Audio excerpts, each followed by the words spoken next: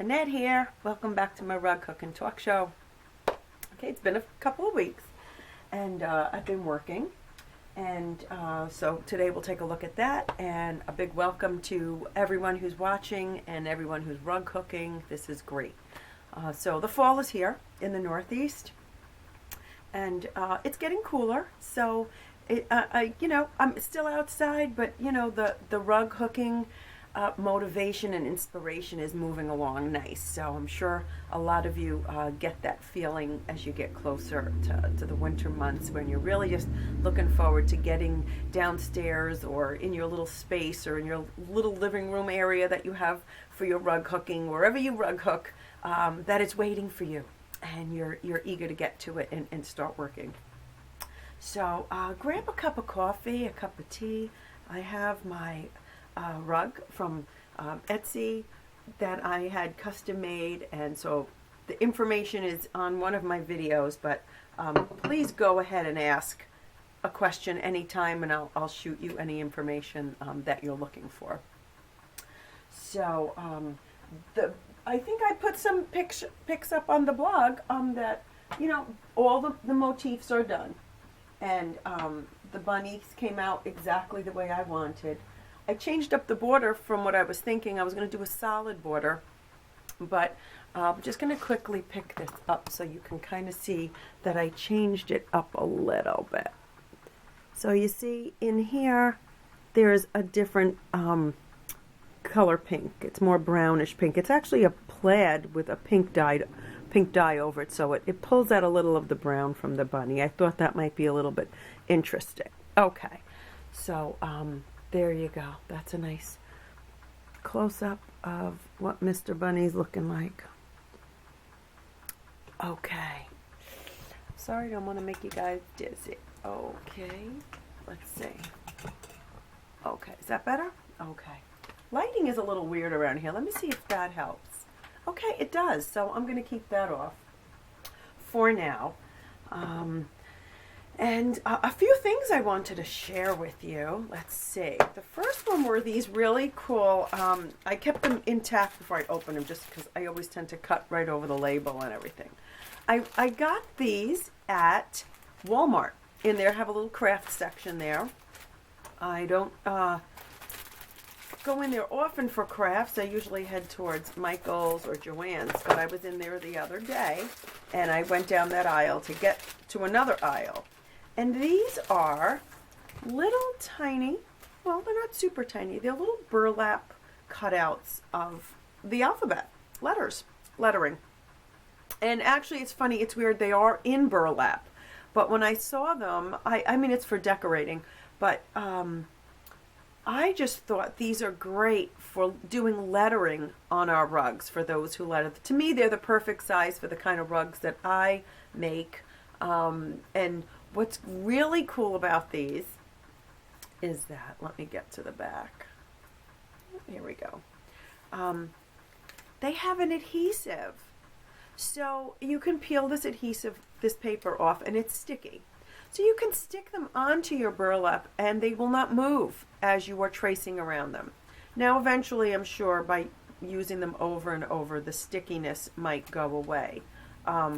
But they were $3. So you know what? Maybe after 2 years, you get a new package, or buy two at one time and stash it. But I just thought this was a great way to have all your lettering. I believe they come with 2 of the vowels and 1 of all the other lettering, something like that. But adhesive die cut burlap letters. And let me flip it over. Let's see what it says. 1 of each consonant, 2 of each vowel. So there you go. You trace it, you move it to another spot on the rug, and you've got all the lettering in this perfectly simple style, which I like. I don't get, I don't do too much detail-y or fancy stuff in my rugs. So I thought that was a really cool find for $3. You can't go wrong with that. And you can do lettering on your rugs without, sometimes you print them out on a computer, and that's an option. I don't do that. I kind of freehand it all the time, only because I kind of just don't. I'm lazy in that respect. I'm not going to go print it up and cut them all out and then try to trace around paper, because paper to me is a little difficult to trace around it. You kind of, it's just not as easy. So anyway, I thought these were cool. So for those of you like me who like a letter for your rugs or wording or whatever, there you go. Can't get any better than that. Nice hot tea in the morning here. Second thing I wanted to show you was I broke down and I decided to subscribe to the Wall Street Journal. Okay, I talked about this for a year, I think, in my own head, probably not on here or maybe to somebody else, and I never did it, but I did. I says, you know what? For the winter, I do a lot of reading. I mean, we're all stuck inside. If we get a winter like last winter, I'll probably produce 25 rugs. Anyway, but this is the Wall Street Journal. This is volume 14. And on the front cover, it's House and Flowers. And they deal with more of a primitive style rug hooking. They have advertisements in here and just all kinds of really cool stuff. And it's all done in, I can't explain it. It's almost like old world style, like the old country days, the way it's laid out and the lettering, and it's just nice enough to still have that old charm feel, not too, fancy and stuff like that. I like that. It's very, it's just like your very old country version of an old magazine or something. So I think for those of you who enjoy primitive rugs and that sort of thing, you would like this. For those of you who just like reading warm, homey, comfy stuff, whether it's a recipe or just a little story on something that has to do with rug hooking, then you would really like this also. And so I'm going to see, let's see, has about 50 pages, and I'm still reading it, and half of it is in color and the other half is black and white letterings. And she had a delicious recipe in it this time for pumpkin cream cheese pie, which looked really, really good. And I even bookmarked it. I'm very fussy what I bake, and I'm always baking, so that looked really good. I just put in 2 loaves of bread. They're rising. I just baked my bread this morning and put up some bean soup, and so so this is the time to start doing this sort of stuff. And I just shared with somebody that baking bread to me is just like the epitome of just being home and being safe and comforting. And if you can invite a neighbor over, or send a bowl of soup and some fresh bread to somebody who might be just not able to do that kind of cooking anymore, or maybe they're just lonely, go for it. You never know. You're going to make somebody's day. Absolutely. I know if somebody brought me soup when I was sick, and somebody once did, a friend, I just thought that was like a big gesture. I mean, it really was awesome to have somebody think of me when I wasn't feeling so great. And so another thing I wanted to add, I have a Pinterest. It's my rug cooking talk show or something like that. I think you can just look it up on Pinterest and I'll come up, my rug cooking talk show. And I have all the boards. If you know what Pinterest is about, you have boards of different things that you are interested in.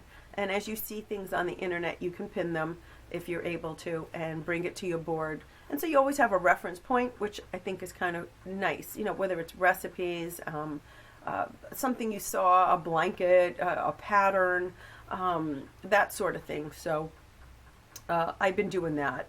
And I like Christmas. Christmas is like a really big time of the year for me, just in the baking aspect, and just making all my family's favorite foods. And we gather a lot more because we're indoors and we're not traveling and going jet skiing. And so everybody kind of comes back to the house and likes to hang out and eat all our yummy stuff that we're always baking here. But a long time ago, maybe about 5 years ago, 6 years ago, which is a long time for me in my head, I went and found this book at the library. It was just one. And it's the Time Life. I mean, many of you may already be familiar with it. Your mom might have bought this, or many years ago, your grandmother had this. It's a Time Life book series. So I imagine you probably received one like once a month. There's quite a few of them. I'm not sure exactly. I'd have to look upstairs and see how many there are.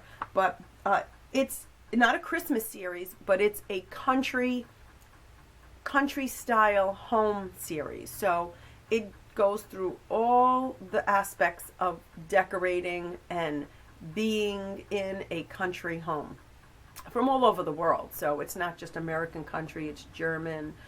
They go all over England, and it's really interesting what they show you. And their books are beautiful, and the colors, I'm just going to quickly show you. The colors are just beautiful. Now, even if you're not into country, they just have some great stories and just decorating ideas. And, you might just pull out one little item, maybe your modern country. But they have everything with baking and traditions, and they even have one that has hooked rugs in it. And that was the one, I believe, of country crafts. That's what it was, country crafts. And they had some pretty hooked rugs in there. And they're just beautiful, beautiful books. Okay, so my point is, I had stumbled upon these looking for rug hooking, and I guess the country craft one was the one the librarian gave me, and then I think I found this one later on, the Christmas one. And then I went online because I loved them so much I wanted to keep them, and I found them on eBay. I got, I think, at least probably 15 in the set came to me. And I think I paid $36 at the time. They're still up there. They're up there singularly, single books, and they're up there in multiples. So I'm just going to tell you, if you really like decorating a country home, this will be your go-to book, because it is just so enjoyable to sit and read this and go over it and over it. I mean, I still do. I've had them for 5 or 6 years now, and every fall I take them out and I start reading them from the first book to the last one, and sometimes I even start back all over again. They have a great cooking, a country cookbook as part of this series. So I think it's Country Baking. I'm not sure what the title was, but you will not be disappointed with this series. So again, it's The American Country by Time Life, and it's a blue series, and they're on eBay right now. So that is what I have to show you for today. And so the border is being worked on, and I'm not getting as much done as I would have liked, but yeah, so if you're working away, I'm on my pink. So while you're working or hooking, if you're hooking along with me, just so you know, I'm working on my border, and I'm enjoying it. It's coming along good. I thought I would have this done for my granddaughter's birthday, but I clearly will not be having this done for her birthday. It's 2 weeks away, and so, I don't think that's going to happen.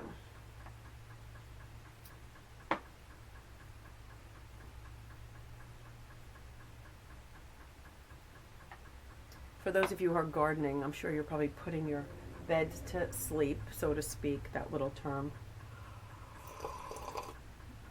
And I tried to work on that, but my plants we got like a warm snap over here, and everything is still in full bloom, and my roses are blooming, and the sunflowers are blooming, so we're still enjoying that.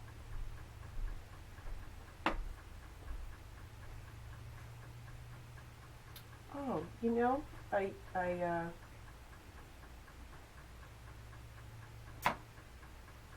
I did want to share that I had purchased off of Etsy these dishcloths that are knitted. And for all of you people out there who knit, I am not a knitter. I don't have 1 ounce of talent in my bones to knit. My mom knit really good and crocheted, but I didn't pick that up. So I was wondering if anybody out there does those knitted dishcloths. I'd be